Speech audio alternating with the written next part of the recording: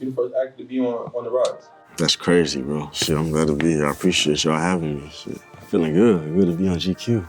What's up, GQ? It's Lil Meech, the boss of all bosses, and you watching On the Rocks.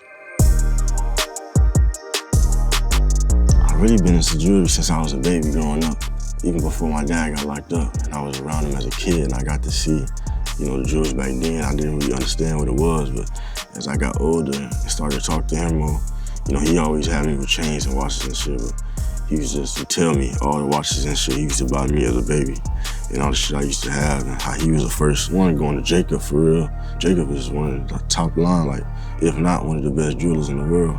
Pops was going to Jacob in the 2000s and 90s, like, been doing that, so.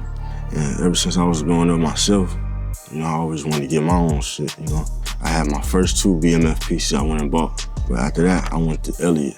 Me and Elliot like this, my brother. Elliot did my new BMF piece. My old BMF pieces I don't have no more. To me, he's the best jeweler in the world. His jewelry is priceless and timeless.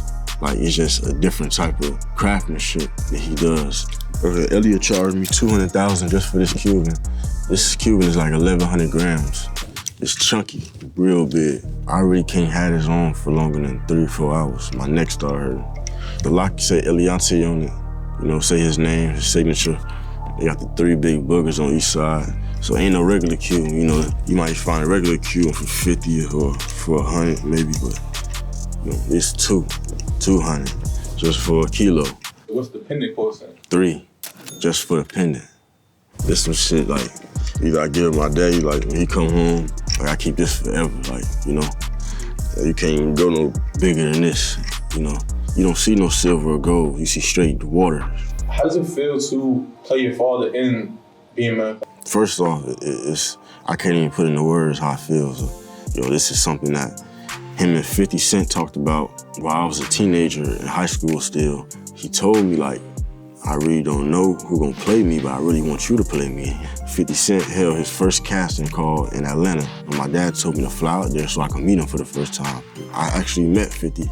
He was looking at me I seen him just looking at me, he just like, man, I want you to play your pops. Can't be nobody else but you. I'm looking at you right now. He like, you just him. He like, man, I'm finna put you up in acting classes. I need you to move to LA. He paid for it, make sure I was good. All I had to do was show up. I had 2 acting classes a day, 5 days a week. The only days I had the rest was Saturday and Sunday. In those days, I still had to study. I'm thinking that acting is just reading lines. And we watching movies, all we looking at is just reading lines. We don't know that it's emotions and you have to be natural and stuff like that. So I knew it wasn't gonna be easy, but I didn't think it was gonna be that hard. This is one of my favorite pieces because it's sentimental and mean a lot to me because 50 gave it to me. And 50 like my second pops, like he like my mentor. Like me and him talk every day. He just makes sure I'm always in a mind frame of trying to be great and trying to excel and be better than I was last year. I wear this piece almost every day, especially like when I'm just chilling, not doing nothing. Or even if I'm going somewhere, I might just throw it on if I don't feel like wearing my big, heavy chain. So I really love this piece a lot. This was made by Taja Diamonds in New York City. One of our homies, Pooch, shout out Pooch, New York. I got this ring, the M ring from Wafi in Atlanta, Georgia, because y'all might know him as Jewelry Unlimited. Wafi, my boy. I get a little pieces from Wafi here and there whenever I go to the A. I check to see what he got. This came from Pristine, it's that big boy. This ring like 20,000 right here. Got little emerald cuts in it. This ring got emerald cuts around it, and you got that big stone in the middle. It's 50 right here. It's that big boy, Pristine. So right here, this is Antarctica. This is the big boy. This is Pristine, called it Antarctica. This is the chandelier. I might have seen Fat Joe, DJ Khaled with this on. It's that big boy, How much this one cost? $2 million. This one was after I upgraded. This is called the chandelier. This is called the Antarctica because it's a little bigger. So you can see the big boy right here don't have no borders. The little one, the first one I had, the chandelier, it has borders between every bracket. This is 1 out of 3. This is the first Antarctica that was made. This one is 13 out of 18. Get us the pops when he come home. Mark my words. This is the RM1103. This is gifted to me from my Gumbo family. My managers, Alexis and Luca. I love them dearly. They gifted this watch to me after I had dropped the Lil Meech Gumbo pins. And as you can see, this is rose gold. It's the big boy, about 450 right here. I always loved watches because they were shiny. I love diamonds. But once I really got old enough to understand them, I love them even more. Most of the watches that I buy, you know, for that, my big homies or everybody that lead me in the right direction, my dad, everybody tell me which watches to go get, you know, so I don't end up with something that's not a good investment. Most of all of them, Patek's, Richard Milles, and APs. Those like the best watches that all increase in value a lot. And this right here is that bad boy. This is the black AP. This is Audemars Piguet. This is my favorite watch. Not a lot of these in the world. Had to get this one. Ceramic, the finish, it's not just like a regular black, shiny finish. It's ceramic, easy to chip. This is like top of the line. It feels like a feather.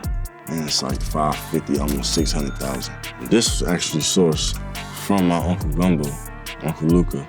You know, he got all the top of the line jewelers in New York. So I just get it from him.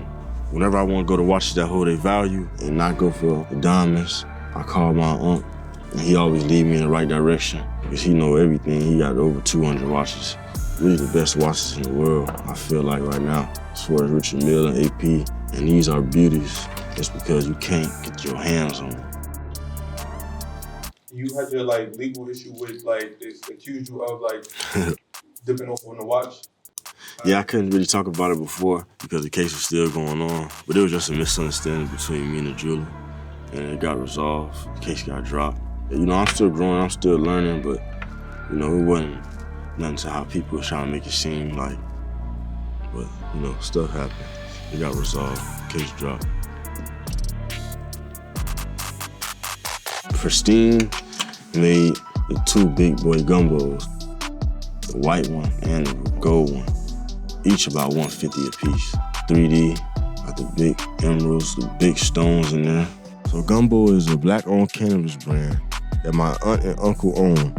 Gumbo is in the Forbes, and we have a lot of different strands in the stores around the world. And their brand has touched so many different places that they're one of the biggest in the world. You know, Gumbo BMF piece coming soon. But these are carats.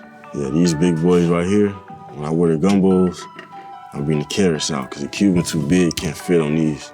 Carats, they big boy diamonds. You can't see nobody walking around with these. This shit got that big boy check. 300,000. You want some carats? Gotta drop that big carat money. You wanna be that cleaner look, you wanna have a cleaner look, and you don't want your neck to be hurting.